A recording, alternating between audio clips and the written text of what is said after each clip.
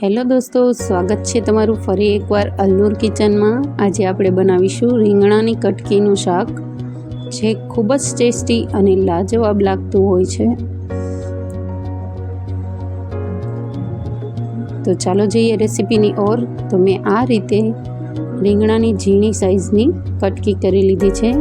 4 થી 5 નંગ બટાકાની પણ ઝીણી કટકી કરી લીધી છે। 2 નંગ જેટલા ટમેટા ઉમેરી દઈશું। આ રીતે મેં ક્રશરમાં ગાંઠિયાનો ભૂકો લઈ લીધો છે।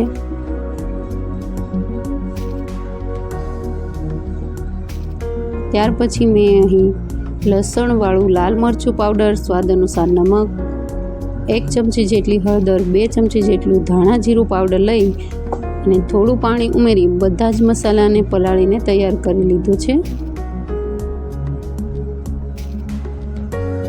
હવે અહીં કુકરમાં 2 ચમચા જેટલું તેલ રાખી આપણે એમાં ચક્રફૂલ ઉમેરી દઈશું। 1 ચમચી જેટલું આખું જીરું ઉમેરી દઈશું। હવે આપણે આમાં બટાકાના ટુકડા ઉમેરી દઈશું।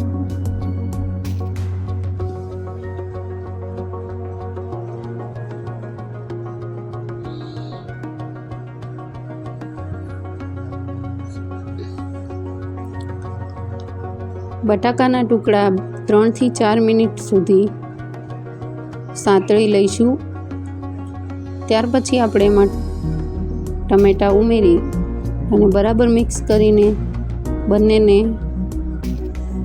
સાંતળી લઈશું।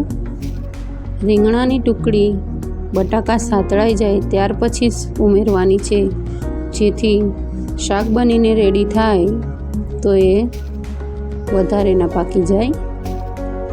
તો આ રીતે બધું જ શાકભાજી ઉમેરી અને બરાબર રીતે મિક્સ કરી અને 2 મિનિટ માટે સાંતળવા છોડી દઈશું।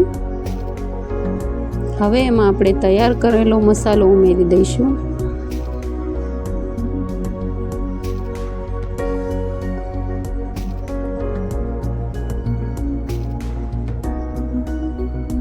મસાલો તેલમાં બરાબર રીતે ચડી જાય એટલે એમાં 1 કપ જેટલું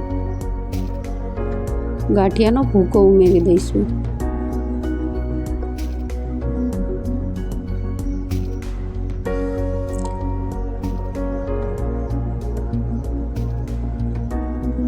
બધું બરાબર રીતે પરફેક્ટ થઈ જાય એટલે એમાં 1 ગ્લાસ પાણી ઉમેરી અને કુકરનું ઢાંકણ બંધ કરી દઈશું।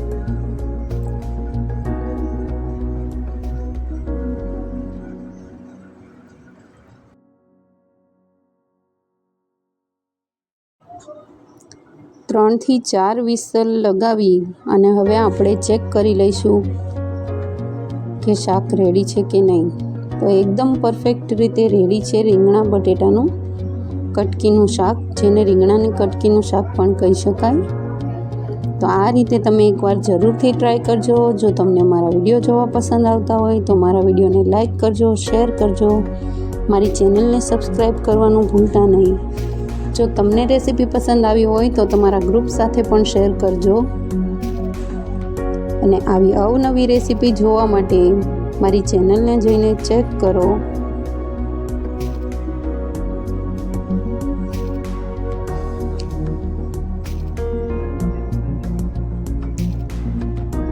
થેન્ક યુ મારો વિડીયો જોવા માટે। મળીશું નેક્સ્ટ રેસીપીમાં બહુ જ જલ્દી।